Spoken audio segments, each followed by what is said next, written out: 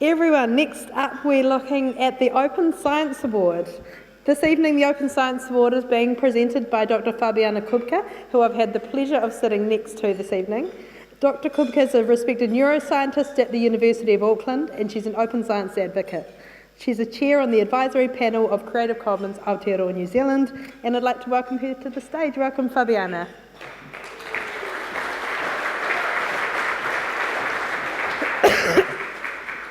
Thank you.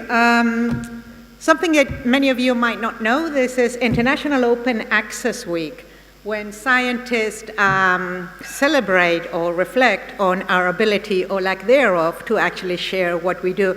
This year's theme is Open in Action, so it's really, really nice that we're handing these awards today. The three finalists, it's one of the things that this is the third time that I judge for the Open Source Award, and what I've noticed is how many more projects of people I've never heard of, and it's like, yay! You know, this is really, really good. We're actually seeing a lot of nominations. One of the things that all of the nominations had in common was that it was scientists that were actually contributing to the scientific commons. You don't tend to see that a lot, especially in academia.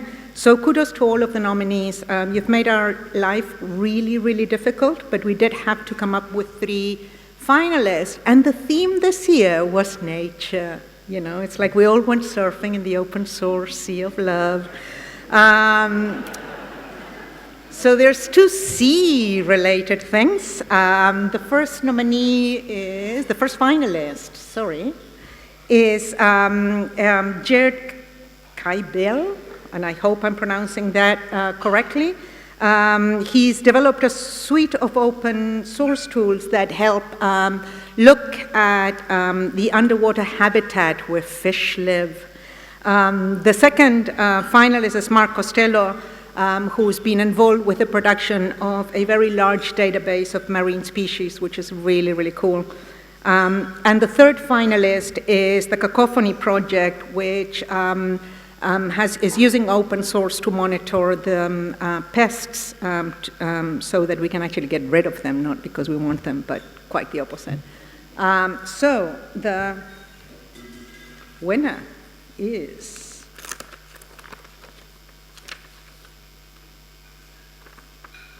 the Cacophony Project. Go birds!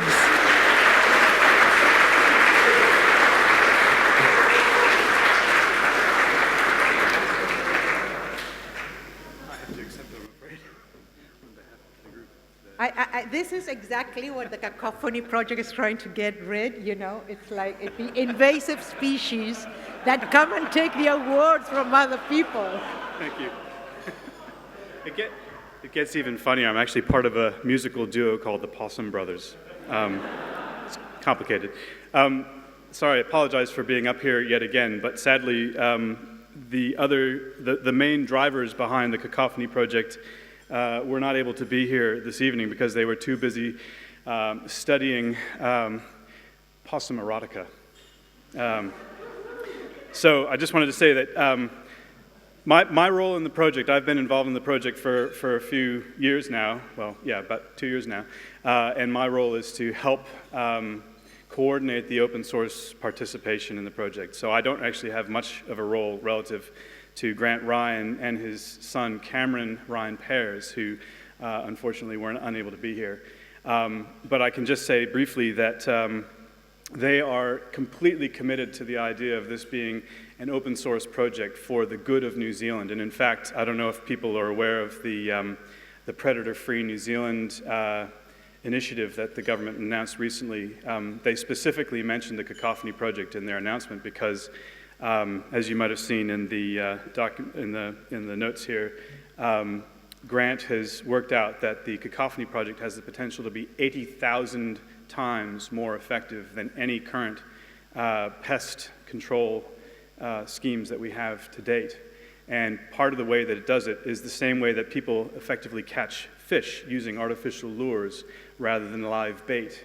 So we're looking at using Moore's Law and the ability to create artificial lures using inexpensive computer hardware like old cell phones, for example, that can take video and record pests moving around in the vicinity of the device, but they can also show cool pictures and color flashes and make sounds and so on.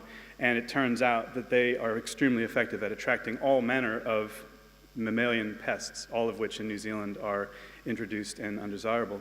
So it's a very exciting project to be involved in, and I would be very excited if anyone in this room who has a few minutes to spare looks at cacophony.org.nz and ideally contributes. Everything about the project is open source.